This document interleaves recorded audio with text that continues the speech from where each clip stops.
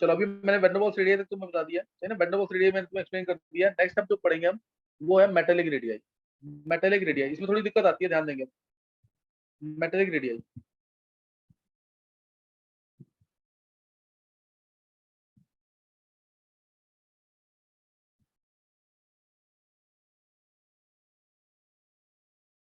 देखो इसमें क्या है कि मान लो कोई एक एटम है, कोई एक एटम है, मेटल की बात कर रहे हैं, मेटल एटम जैसे सोडियम, इसने अपना इलेक्ट्रॉन लूज किया, इसने इलेक्ट्रॉन लूज किया।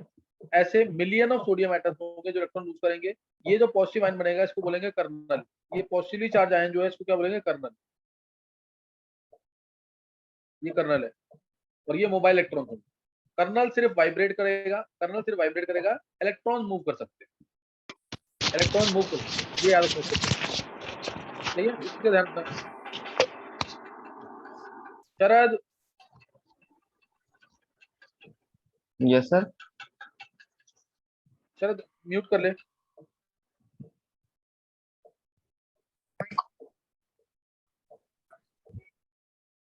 सही है। कर्नल्स क्या करेंगे, अब देखो ऐसे मिलियन ऑफ सोडियम एटम्स होंगे जो इलेक्ट्रॉन लूज करेंगे, मिलियन ऑफ सोडियम एटम्स हैं जो इलेक्ट्रॉन लूज करेंगे। अब एक कर्नल, एक Na+ जो है वो सिर्फ एक ही इलेक्ट्रॉन से तो अट्रैक्टेड नहीं होगा। इसके नेबरिंग में, इसके आसपास में जितने इलेक्ट्रॉन होंगे, सबसे ऊपर नीचे लेफ्ट में राइट में हर जगह इलेक्ट्रॉन होंगे इसके। तो जहां तक इसका इन्फ्लुएंस है उसके थ्रू बनेगा मेटेलिक बॉन्ड। जहां तक इसका इन्फ्लुएंस है उसके थ्रू साइमल्टेनियस अट्रैक्शन जो हो रही है मोबाइल इलेक्ट्रॉन्स में और कर्नल्स में, this will hold the atom together and will form metallic bond. इससे क्या होगा, simultaneous attraction between the mobile electrons and the kernels which holds them together forms the metallic bond। इससे क्या बनेगा, metallic bond। और definition वही है, one half of the distance जो मैंने बताया तुम्हें। जैसे ये अब देखो सर, ये प्लस, ध्यान देना पूरा, ये प्लस, ये प्लस, ये प्लस, ये प्लस, ये तो मैं समझाने के लिए बता रहा हूँ ताकि तुम्हें क्लियर हो जाए। ये ऐसे ये प्लस है, ये इलेक्ट्रॉन, इलेक्ट्रॉन तो गैसियस फॉर्म में होते हैं, ये इलेक्ट्रॉन मूव कर रहे हैं इधर ऐसे, ये इलेक्ट्रॉन है गैसियस फॉर्म में जो कर्नल से अट्रैक्टेड है, जो कर्नल से अट्रैक्टेड है, इससे मेटेलिक बॉन्ड बनता है। और दो एडजेसेंट कर्नल जो हैं, दो एडजेसेंट कर्नल जो हैं उनके न्यूक्लियस से सेंटर का डिस्टेंस, सेंटर से सेंटर का डिस्टेंस, इसका हाफ जो है वो बनेगा मेटेलिक रेडियस। ये है मेटेलिक रेडियस। क्लियर हुआ कि नहीं ये इसको इलेक्ट्रॉन गैस मॉडल, इलेक्ट्रॉन सी मॉडल भी कहते हैं। इसको इलेक्ट्रॉन गैस मॉडल, इलेक्ट्रॉन सी मॉडल भी कहते हैं। ये क्लियर हुआ क्या बताया मैंने यहाँ पे? सर एक बार रिपीट कर दो। देखो सोडियम एटम है, इसने इलेक्ट्रॉन लूज किया, ऐसे मिलियन ऑफ सोडियम एटम होंगे जो इलेक्ट्रॉन लूज करेंगे। एक Na+ बहुत सारे इलेक्ट्रॉन से अट्रैक्टेड होगा, इलेक्ट्रॉन गैसियस फॉर्म होंगे, बहुत सारे इलेक्ट्रॉन से अट्रैक्टेड होगा, इससे मेटेलिक बॉन्ड बनता है। इससे क्या बनता है, मेटेलिक बॉन्ड। तो ये मैंने लिया इलेक्ट्रॉन गैस मॉडल, इलेक्ट्रॉन सी मॉडल नीचे जो बनाया है।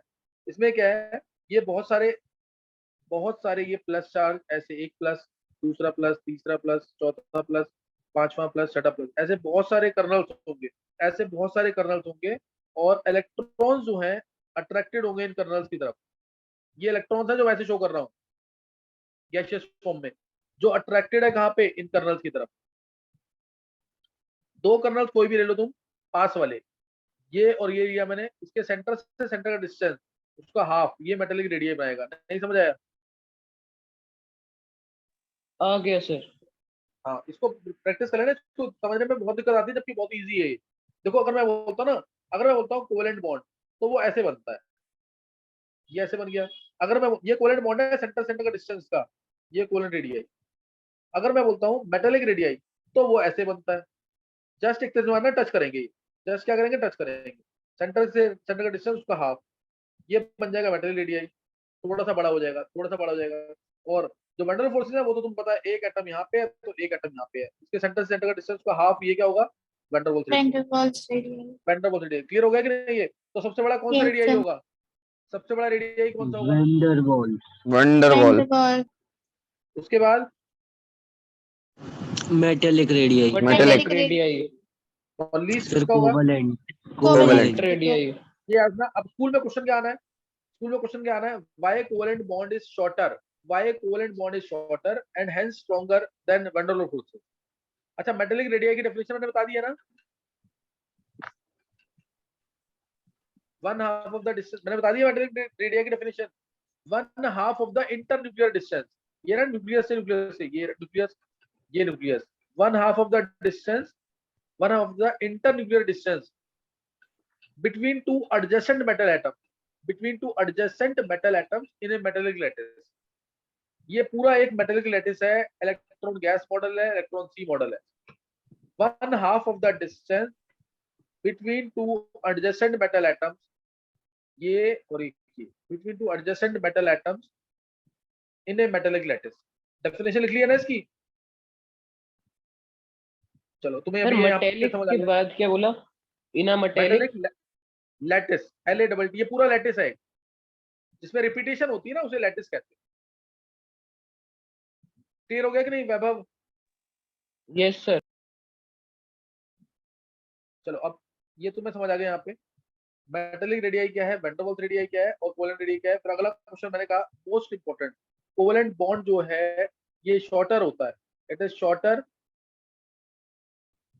एंड बट स्ट्रॉन्गर, शॉर्टर है तो स्ट्रॉन्गर हो गई, but stronger than van der forces, ये पेपर में आएगा question, but stronger than van der Waals forces. क्या रीजन होगा इसका?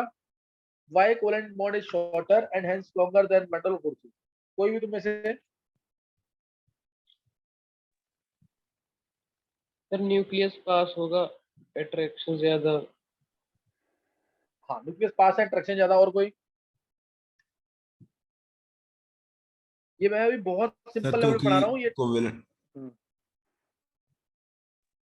सर, क्योंकि बोलो बोलो। कोवेलेंट बॉन्ड में सर कॉमन इलेक्ट्रॉन क्लाउड होता है तो स्ट्रॉन्गर बॉन्ड होता है।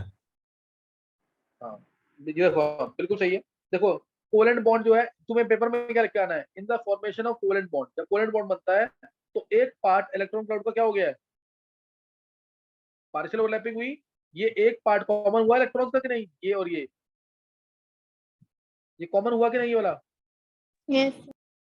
तो ये लिख के आना है, in the formation of covalent bond A part partial overlapping takes place, in the formation of covalent bond partial overlapping takes place and a part of electron cloud becomes common, and a part of electron cloud becomes common. क्या लिखना है? In the formation of covalent bond partial overlapping takes place and a part of electron cloud becomes common, and a part of electron cloud becomes common. So covalent bond is shorter and hence stronger than van der Waals forces. So covalent bond is shorter and hence stronger than van der Waals forces. Clear हो गया कि नहीं ये?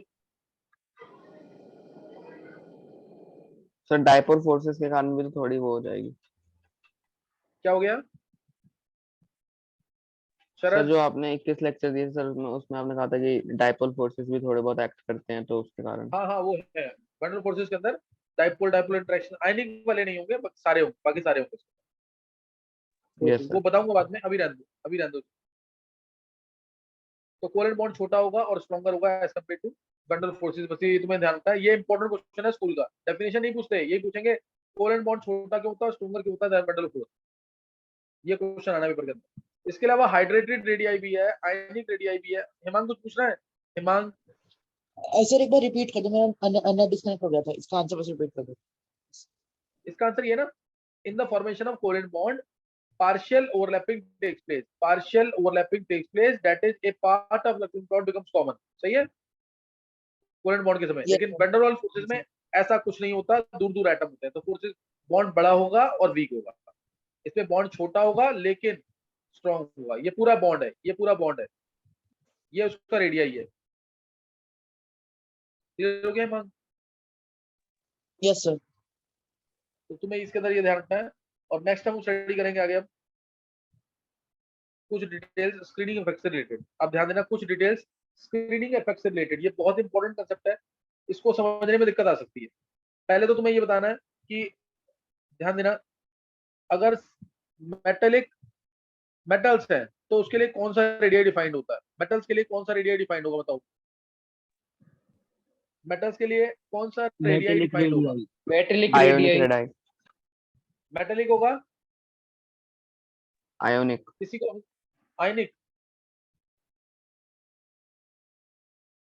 Metals है, सिर्फ metal metal bond है, metal metal bond है सिर्फ, और कुछ नहीं है। Metallic radius. Metallic radii.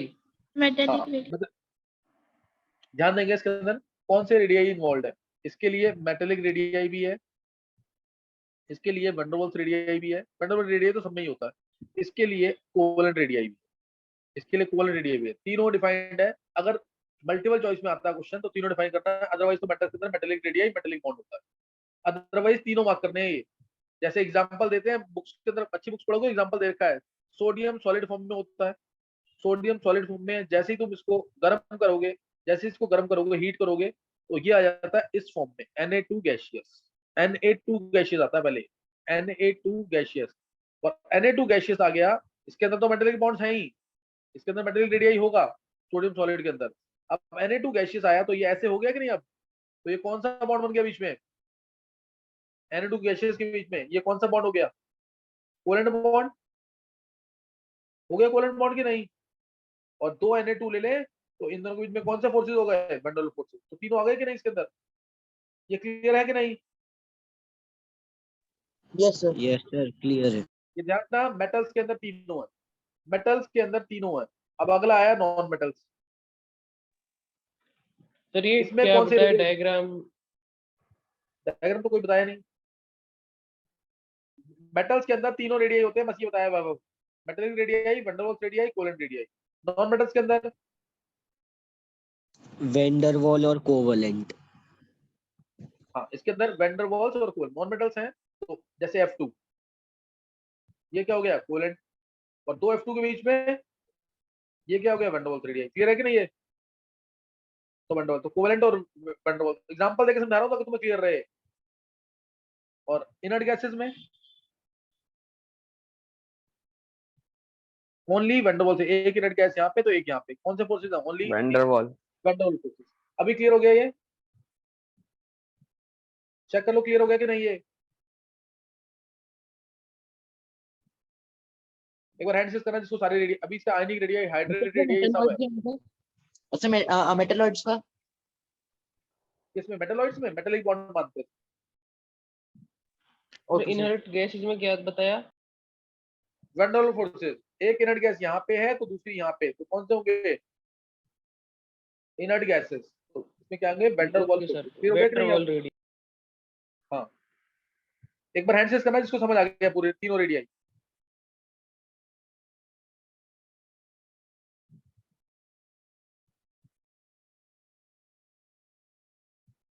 Doubt है तो किसी को पूछ सकते हो।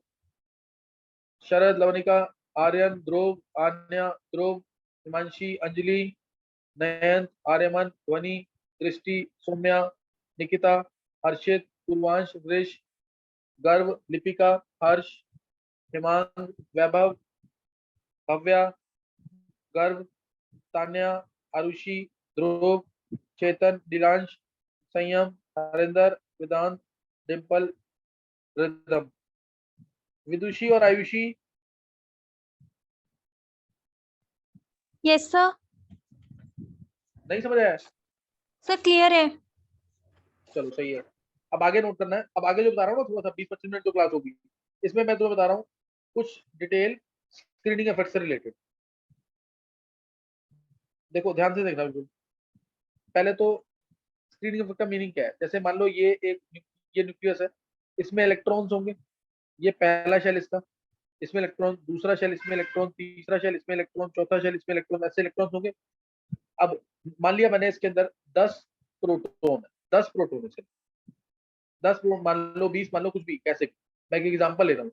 तो इसमें यहाँ पे इलेक्ट्रॉन्स होंगे, यहाँ पे भी इलेक्ट्रॉन्स होंगे, सेकंड शेल में 20 ले लो, इसमें यहाँ पे भी इलेक्ट्रॉन्स होंगे, ऐसे इलेक्ट्रॉन्स होंगे कि नहीं। अब न्यूक्लियस की पूरी पावर, न्यूक्लियस के अंदर 20 प्रोटॉन्स थे, 20 प्रोटॉन जो थे ये अपनी पूरी पावर कहाँ पे लगा पाएगा, 20 के 20 प्रोटॉन्स, ये तो न्यूक्लियर चार्ज है ना, 20 प्रोटॉन्स की वजह से। न्यूक्लियस के अंदर क्या होता है, प्रोटॉन्स प्लस न्यूट्रॉन दोनों होते हैं। न्यूट्रॉन से कोई मतलब नहीं है। प्रोटॉन जो है इन इलेक्ट्रॉन्स को अट्रैक्ट करेंगे, इन दोनों इलेक्ट्रॉन्स के ऊपर 20 प्रोटॉन्स की पूरी पावर लगेगी, इन दोनों के ऊपर 20 प्रोटॉन्स की पूरी पावर लगेगी। क्या इन दोनों इलेक्ट्रॉन्स पे पूरी पावर लगेगी? No sir. इसमें जो बीच वाले इलेक्ट्रॉन्स हैं ये शील्ड कर रहे हैं न्यूक्लियस को, ये न्यूक्लियस को प्रोटेक्ट कर रहे हैं। ये वाले इलेक्ट्रॉन इनको तो रिपेल करेंगे, इनको रिपेल करेंगे कि नहीं, और न्यूक्लियस को क्या कर रहे हैं, शील्ड कर रहे हैं। न्यूक्लियस अपनी 20 की पावर पूरी लगा रहा है, लेकिन यहाँ पावर जो जाएगी शायद 16 की जाए पावर, समझ गए कि नहीं। नेक्स्ट 3 इलेक्ट्रॉन, अब उसके बाद इन इलेक्ट्रॉन पे क्या ज्यादा पावर लगेगी, कम लगेगी पावर, कम लगेगी। और कम हो जाएगी, तो इस पे लग लिया 10 की पावर लग रही है, और लास्ट वाले इलेक्ट्रॉन पे, लास्ट वाले शेल पे बहुत कम लगेगी। और कम हो जाएगा। मान लिया मैंने इस पे 6 है, 6 की पावर लग रही है, 20 का चार्ज था, यहाँ तक आते आते लास्ट शेल तक आते आते सिर्फ 6, और हमें लास्ट शेल से ही मतलब होता है, क्योंकि यहीं से इलेक्ट्रॉन को निकलना होता है या यहीं पे इलेक्ट्रॉन को आना होता है, इसलिए हम लास्ट शेल के लास्ट इलेक्ट्रॉन से ही डील करते हैं। सिर्फ लास्ट इलेक्ट्रॉन है, इस पे न्यूक्लियस की पावर कितनी लगेगी यही चेक करेंगे बस। इस पे पावर मान लिया मैंने 6 की लगी, किसी भी लास्ट इलेक्ट्रॉन पे पावर 6 की लगी, 20 की पावर थी न्यूक्लियस की, 20 का चार्ज था पॉजिटिव का, तो अब ये अंदर वाले इलेक्ट्रॉन क्योंकि रिपेल कर रहे थे आउटर इलेक्ट्रॉन को, इसी वजह से न्यूक्लियस अपनी पूरी पावर नहीं लगा पाता है, और इसका जो इफेक्टिव पावर जो थी इसकी इफेक्टिव पावर यानी जेड इफेक्टिव, जेड यानी प्रोटॉन एक तरह से, इफेक्टिव प्रोटॉन जो अपनी पावर लगा पाते हैं इसमें, वो क्या होगा, जेड माइनस, कम होगी ना, जेड मेन था 20, जेड माइनस एस या सिग्मा, एस या सिग्मा, सिग्मा से भी बोलते हैं, एस लिख लो या सिग्मा लिख लो। इफेक्टिव जेड कितना आया, 6 का आया, जेड कितना था वो तो फिक्स है 20 का, और एस कितना हो गया, एस कितना हो गया 4 का, कितना 14 का हो गया कि नहीं, स्क्रीनिंग कांस्टेंट, ये हर एक शेल के लिए फिक्स होता है, एस और पी का है कि डी और एफ का है, बस ये चेक करना होता है। ये समझ आई बात की नहीं। Yes sir. तो ये जेड, ये फॉर्मूला मैंने यहाँ पे तुम्हें एक्सप्लेन किया है, Z effective equal to Z minus है, बहुत इंपॉर्टेंट फॉर्मूला है। जेड इफेक्टिव क्या है, इफेक्टिव न्यूक्लियर चार्ज, न्यूक्लियस का एग्जैक्टली चार्ज कितना है, प्रैक्टिकली कहने को तो 20 की पावर लगा रहा था, लेकिन एग्जैक्टली कितना लगाया, सिर्फ 6 का, 6 की पावर लग पाई है लास्ट इलेक्ट्रॉन पे। तो यही मैं तुम्हें सिखा रहा हूँ यहाँ पे, जेड इफेक्टिव क्या है, इफेक्टिव न्यूक्लियर चार्ज, ये है न्यूक्लियर चार्ज या नंबर ऑफ प्रोटॉन्स कह लो, न्यूक्लियर चार्ज या नंबर ऑफ प्रोटॉन्स, और एस यहाँ पे स्क्रीनिंग कांस्टेंट है, एस यहाँ पे स्क्रीनिंग कांस्टेंट। कोई डाउट है किसी को तो पूछ सकते हो।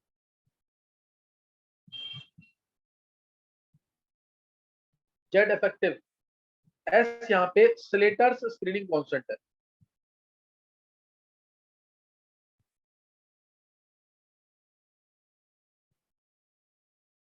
किसी को कोई डाउट है तो पूछ सकते हो।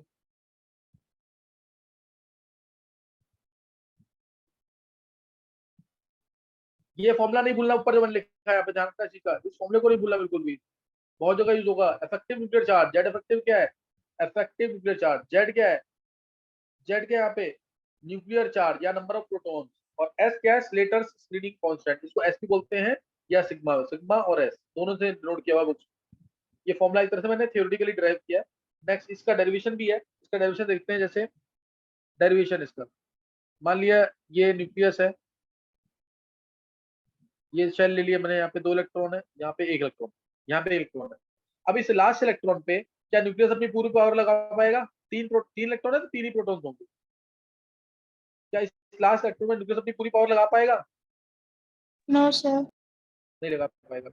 अब ध्यान देना, अगर मैं कहूँ तुम्हें अट्रैक्टिव फोर्सेस क्या होगा, अट्रैक्टिव फोर्स क्या होगा, न्यूक्लियस तो अपना काम पूरा ढंग से कर रहा है, न्यूक्लियस जो है 3 प्रोटॉन्स का चार्ज अपना पूरा लगा रहा है इन इलेक्ट्रॉन्स को अट्रैक्ट करने के लिए, तो अट्रैक्टिव फोर्स जो होगा 3 प्रोटॉन्स की वजह से इस लास्ट इलेक्ट्रॉन के ऊपर, वो क्या होगा, के Q1 Q2 R by R² सुना हुआ ना, ये कूलम्बिक फोर्स, बताया हुआ मैंने पहले भी, ये पता है ना सबको, के यहाँ पे कांस्टेंट है, value 9 × 10⁹ newton metre square coulomb -2, या फिर फॉर्मूला भी होता है इसका 1/4 पाई एप्सिलॉन नॉट, पता है आपको, एप्सिलॉन नॉट की वैल्यू 8.85 × 10⁻12 के Q1 Q2 by R, जैसे GMM/R² होता है ऐसे ही फॉर्मूला होता है।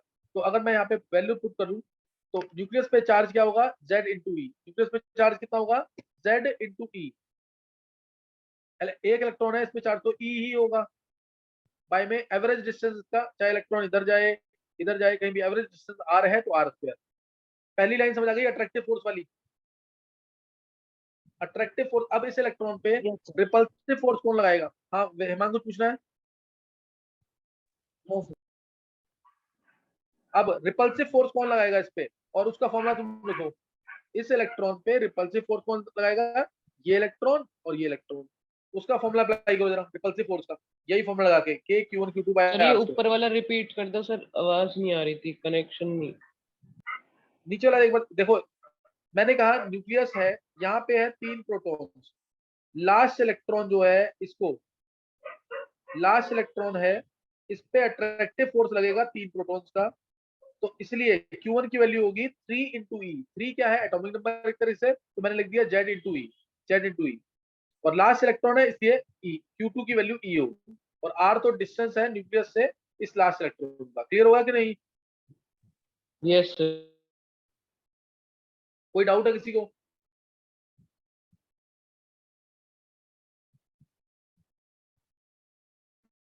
अट्रैक्टिव फोर्स वाला केस क्या हो गया, रिपल्सिव फोर्स वाला केस खुद निकालो जल्दी से, रिपल्सिव फोर्स वाला केस निकालो जल्दी से।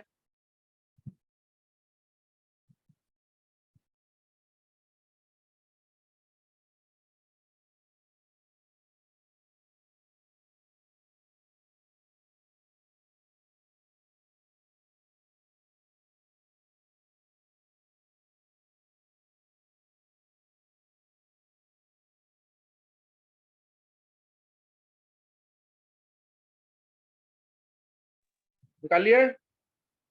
Sir K2E square by R square. के हाँ K इंटू 2E स्क्वायर कह रहा है ना तू कर्व, Yes sir. तो उसको Z माइनस 1 E लिखता हूँ मैंने कि नहीं? Yes sir. ये लाइन किसको समझ आ गई है?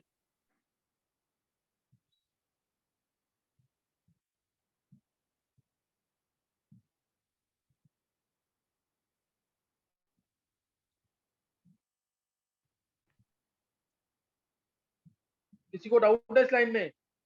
K into Z minus 1 into E by R square, repulsive force का फॉर्मूला। सर एक बार बता दो। इस इलेक्ट्रॉन को वैभव पता कितने इलेक्ट्रॉन रिपेल कर रहे हैं? सर 2।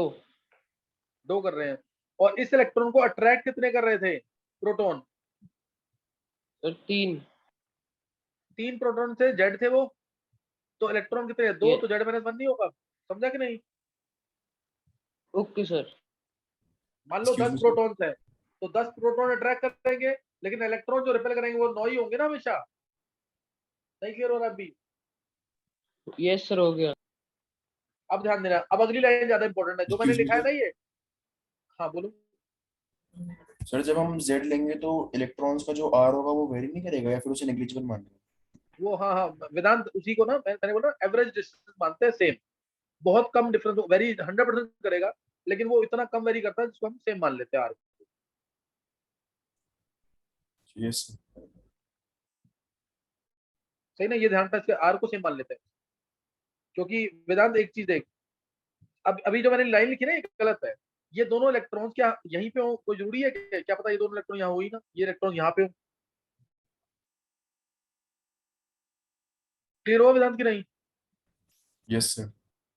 तो इसीलिए एवरेज डिस्टेंस मान के सेम कर देते हैं। क्लियर हो गया कि नहीं? Yes sir. अब एक चीज Yes, और, sir. अगर ये हाँ अगर ये दोनों इलेक्ट्रॉन यहाँ पे हैं, अगर ये दोनों इलेक्ट्रॉन यहाँ पे हैं, तो क्या अब ये इसको रिपेल कर पाएंगे उतना? No, sir. नहीं कर पाएंगे ना।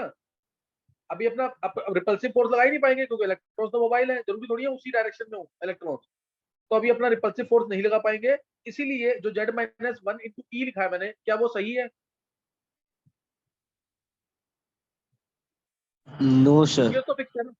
हाँ न्यूक्लियस तो फिक्स है, लेकिन इलेक्ट्रॉन्स तो फिक्स नहीं है ना, तो इसलिए इसको हटा रहा हूं मैं यहाँ से, और इसलिए मैं लिख रहा हूँ सिग्मा ई। सिग्मा ई लिख दो, या एस ई। एस क्या है? Slater's screening constant. अभी समझ आया कि नहीं? है सिग्मा ई जो लिखा मैंने,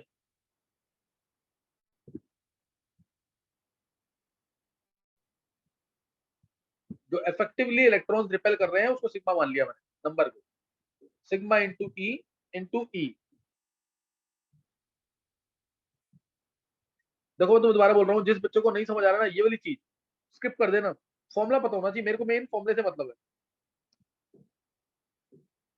ये फॉर्मूला Z माइनस एस, फॉर्मूले से ही मतलब है। इनसे इन चीजों से तुम्हें काफी चीजें आगे सीखने को मिलेगी, अगर तुम्हें समझ आ जाता है तो बहुत अच्छी बात है। नहीं समझ आ रहा, स्कूल में तो कुछ भी नहीं पूछेंगे, बस ये फॉर्मूला जरूर पता होना चाहिए। ये लाइन समझ आ गई कि नहीं? अब तुम मेरे को बताओगे Z-1 E और सिग्मा E, इसमें से कौन सा बड़ा है कौन सा छोटा है? ये बड़ा है या ये बड़ा है? सर Z-1 E बड़ा है।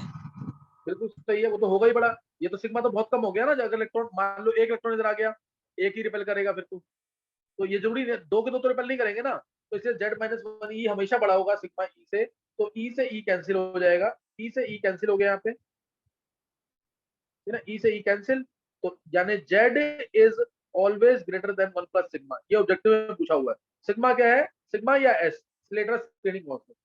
जिसने कंसेप्ट पढ़े हुए हैं उन्हीं को समझ आएगा, नहीं तो समझ नहीं आएगा। Z is greater than 1 plus sigma, Z is greater than 1 plus sigma. Clear हुआ कि नहीं? Yes, sir. है ना, Z is greater than 1 plus sigma. ये आ गया। अब इसमें एक तो मैं यहाँ इस चीज को हटा रहा हूँ यहाँ से, बस ये बताना था कि Z is greater than 1 plus sigma, ये होता है, ध्यान रखना हमेशा। अब उसके बाद अब नेट बताओ, अट्रैक्टिव फोर्स ज्यादा होगा कि रिपल्सिव फोर्स? नेट किसी भी एटम के अंदर अट्रैक्टिव फोर्स ज्यादा होगा कि रिपल्सिव? Sir attractive. अट्रैक्टिव, हाँ अट्रैक्टिव हमेशा ज्यादा होगा, क्योंकि कितने प्रोटॉन्स हैं? प्रोटॉन्स तो Z है, ये तो अपना काम पूरा कर रहे हैं ना, अट्रैक्टिव फोर्स Yes, हमेशा sir. ज्यादा होगा। इसीलिए net attractive force, net force will be equal to force of attraction minus force of repulsion, दोनों को माइनस कर देंगे। अब नेट फोर्स क्या होगा? K into Z effective into E divide by R square, यही होगा कि नहीं? Force of attraction K into, अभी ऊपर लिखा मैंने, ZE square by R square minus force of repulsion, मैंने ऊपर लिखा हुआ ये रहा, K into sigma E square by R square. तो यहाँ पे सब कुछ कैंसिल हो गया, फॉर्मूला डिराइव हो गया। यहाँ पे R स्क्वायर सब कैंसिल हो जाएगा, K सब कैंसिल हो जाएगा, E स्क्वायर और E स्क्वायर कैंसिल हो जाएगा, तो Z इफेक्टिव आ गया यहाँ से, Z इफेक्टिव आ गया Z माइनस सिग्मा। डेरिवेशन समझ आ गई उसकी कि नहीं? या Z माइनस S, दो तरह से डेरिवेशन करा दी है, दोनों से समझोगे तो अच्छा रहेगा, एटलीस्ट फॉर्मूले को अप्लाई कैसे करते हैं वो समझ आ जाएगा। और एक Z is greater than 1 plus sigma, ये समझ आ जाएगा। एक बार हैंड करना, अभी ये टफ वाला काम था, दोनों बार डेरिवेशन खुद करके देखना, मैं तुम्हें नहीं बोलूंगा कि होमवर्क करके लाना है। ये टफ वाला काम था, देखते हैं ये किसको समझ आ गया। जिसको समझ नहीं आया घर पे खुद ट्राई करना, एक आध पॉइंट पूछना तो मेरे से पूछ सकते हो, ये ज्यादा से ज्यादा 15 बच्चों को समझ आएगा। देखो, ध्रुव, नीलांश, आन्या, अंजलि, संयम, वेदांत, प्रवीण, गर्व, दीपिका, आर्यन, हर्षित, लक्षिता, आर्यमन, रिदम, ध्वनि, विदुषी, आयुषी, भव्या, तान्या, सौम्या, हिमांग, निकिता, कृष, लवनिका, हरिंदर, पूर्वांश, हिमांशी, दृष्टि, सबको समझ आ गए, शरद, नयन, ध्रुव, गर्व तेरे को समझ नहीं आया? गर्व, डिम्पल, हर्ष और वैभव, वैभव समझ नहीं आया अभी? सर कम समझ आया थोड़ा। चलो वैभव एक बार खुद भी ट्राई करिए थोड़ा सा, कोई पॉइंट एक आध पूछना तो पूछ सकता है, स्कूल में बिल्कुल नहीं पूछेंगे, उससे मत करिए बस, स्कूल में कुछ भी नहीं आएगा इसको।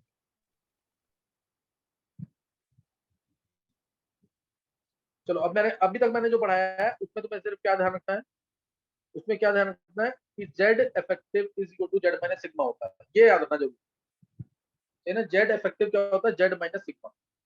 नेक्स्ट टाइम मैं तुम्हें स्लेटर स्क्रीनिंग कांस्टेंट की वैल्यू निकालना सिखाऊंगा। अभी बस मैं तुम्हें एक बता रहा हूँ कि ग्रुप में स्क्रीनिंग इफेक्ट क्या होता है। स्क्रीनिंग इफेक्ट क्या है? लास्ट के इलेक्ट्रॉन को, स्क्रीनिंग इफेक्ट क्या है? लास्ट के इलेक्ट्रॉन को, जैसे ये लास्ट के इलेक्ट्रॉन, उसको इनर शेल के इलेक्ट्रॉन क्या करते हैं? रिपेल करते हैं। उससे अट्रैक्टिव फोर्स इस लास्ट इलेक्ट्रॉन का डिक्रीज हो जाता है टुवर्ड्स द न्यूक्लियस। ये स्क्रीनिंग इफेक्ट है डेफिनेशन। स्क्रीनिंग इफेक्ट और शील्डिंग इफेक्ट, ये इनर इलेक्ट्रॉन जो है ये न्यूक्लियस को प्रोटेक्ट कर रहे हैं, ये न्यूक्लियस को शील्ड कर रहे हैं बाहर के इलेक्ट्रॉन, यही शील्डिंग इफेक्ट है। शील्डिंग इफेक्ट और स्क्रीनिंग इफेक्ट क्या है? Decrease in the attractive force due to the presence of inner electron, decrease in the attractive force due to the presence of inner electron, ये तुम्हें ध्यान रखना इसके अंदर।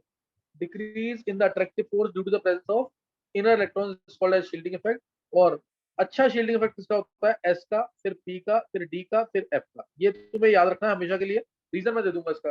ये सेम शेल की बात कर रहा हूं मैं, फॉर सेम शेल। एस का स्क्रीनिंग फैक्टर अच्छा होगा, फिर पी का, फिर डी का, फिर एफ का। कैसे? जो एस के इलेक्ट्रॉन्स है ना, एस के जो इलेक्ट्रॉन्स है वो न्यूक्लियस के, सेम शेल की बात कर रहा हूं मैं, जैसे 4s है तो 4s 4p 4d 4f। S के जो इलेक्ट्रॉन्स हैं वो न्यूक्लियस को प्रॉपर्ली कवर करते हैं ऐसे, एस के इलेक्ट्रॉन। तो बाहर का इलेक्ट्रॉन क्या होगा? अट्रैक्ट नहीं हो पाएगा, यानी उतना अट्रैक्ट नहीं होगा। एस की स्फेरिकल शेप होती है, एस की स्फेरिकल शेप होती है, इसलिए ये न्यूक्लियस को प्रॉपर्ली कवर करता है और बाहर के इलेक्ट्रॉन अंदर अट्रैक्ट नहीं हो पाते। समझ गए? बाहर के इलेक्ट्रॉन अट्रैक्ट नहीं हो पाएंगे अंदर। और उसके बाद आ गया हमारा पी। पी की जो शेप है ये भी न्यूक्लियस के पास ही होगा। एस और पी तो न्यूक्लियस के पास होते हैं, एस और पी लगभग एक जैसे होते हैं, लेकिन कोई पूछेगा डिफरेंस क्या है तो बोलना एस और पी के इलेक्ट्रॉन्स दोनों ही प्रॉपर शील्डिंग करते हैं न्यूक्लियस, दोनों ही प्रॉपर। जैसे पी के इलेक्ट्रॉन्स है और बाहर के इलेक्ट्रॉन दिखते हैं, ये एस के इलेक्ट्रॉन्स है 4s के, पी के इलेक्ट्रॉन कुछ ऐसे होंगे।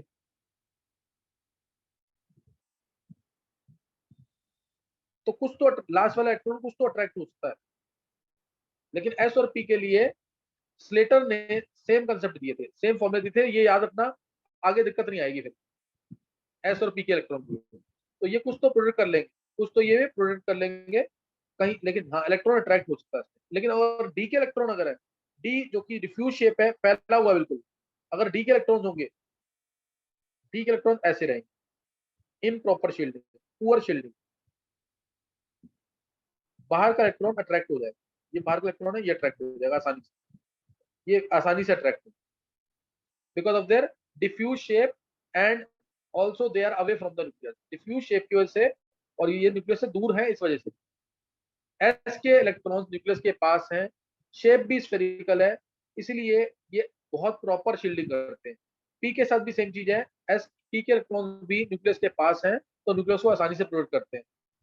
डंबल शेप है इसकी, फैला हुआ है इस वजह से।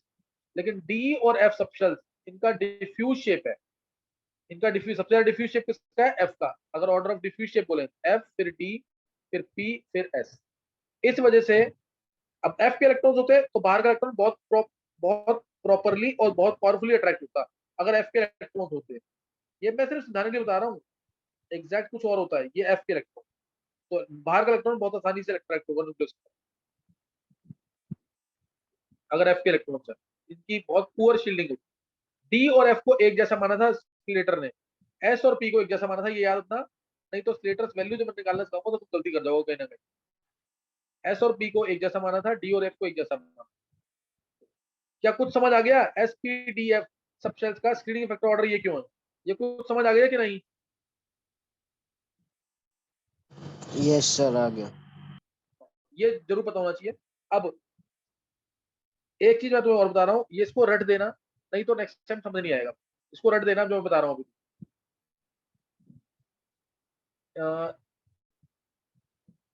एस या सिग्मा पर इलेक्ट्रॉन ऑफ ऑर्बिट,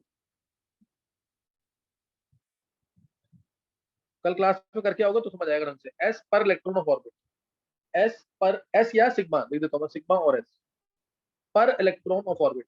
अगर एस और पी का है इलेक्ट्रॉन तो वैल्यू क्या होगी? डी और एफ का तो क्या वैल्यू होगी? एस और पी के लिए इलेक्ट्रॉन है तो वैल्यू क्या होगी? एनएच शेल में, n-1 में, n-2 में, n-3 and so on. Sigma की वैल्यू या एस की वैल्यू, सिग्मा की वैल्यू या एस, एक इलेक्ट्रॉन के लिए। अगर एनएच शेल में इलेक्ट्रॉन है तो 0.35, n-1 में है तो 0.85, बाकी किसी भी शेल में है तो 1 वैल्यू होगी, बाकी किसी भी शेल में है तो 1 वैल्यू होगी। इसका मतलब पहले देखेंगे, ये एस क्या है? ये एस क्या है? एस सब शेल नहीं है, ये एस और सिग्मा है।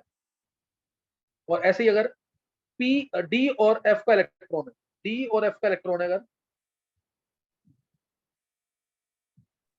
तो एन की वैल्यू एनएच शेल में 0.35 होती है, बाकी किसी भी शेल में इलेक्ट्रॉन हो 1। मतलब क्या है इसका? ये याद करना तुम्हें, ये पूरा टेबल एस पर इलेक्ट्रॉन ऑफ ऑर्बिट, एस और पी सबसे के लिए क्या है, डी और एफ के लिए सिग्मा की वैल्यू क्या है? डी और एफ कर देता हूं पर, डी एंड एफ, इसके लिए सिग्मा की वैल्यू या एस की वैल्यू। इसका मतलब होता है लास्ट शेल का इलेक्ट्रॉन, ये रहा एनएच शेल, ये एनएच शेल, एन जो लिखा है, लास्ट शेल का इलेक्ट्रॉन न्यूक्लियस को 35% ही प्रोड्यूस कर पाता है, कम प्रोड्यूस कर रहा है ना ये। जैसे जैसे अंदर गए, अब n-1 का ये कितना करेगा, 85% प्रोटेक्शन देगा न्यूक्लियस का, ये मतलब है इसका। और बाकी सब क्या, दो के छोड़ दो, लास्ट और सेकंड लास्ट को, बाकी सब 100% प्रोटेक्शन देंगे, ये स्लेटर ने माना था, ये स्लेटर ने माना था। और डी और एफ का इलेक्ट्रॉन है तो लास्ट शेल का इलेक्ट्रॉन 35% प्रोटेक्शन देगा, अंदर वाले जितने भी शेल हैं वो सब 100% प्रोटेक्शन देंगे न्यूक्लियस को फ्रॉम आउटर इलेक्ट्रॉन। क्लियर हुआ कि नहीं, ये मतलब क्लियर हो गया इसका कि नहीं? Yes, sir. sir. ये वैल्यूज रेडी होनी चाहिए तुम्हें, एक बार हैंड करना जिसको ये समझ आ गया, फिर कल क्वेश्चन हो जाएंगे, नहीं तो क्वेश्चन नहीं होंगे।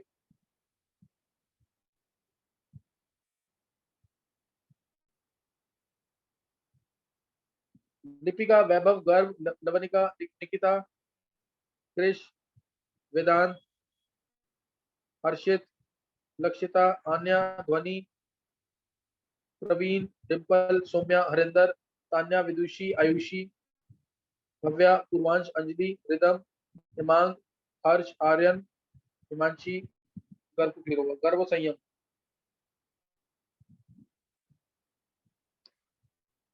तो ये तुम्हें आना चाहिए इसके अंदर जो मैंने बताया तुम्हें, सही ना? वैल्यूज याद कर लेना इसकी जरूर, वैल्यूज इसकी याद कर लेना।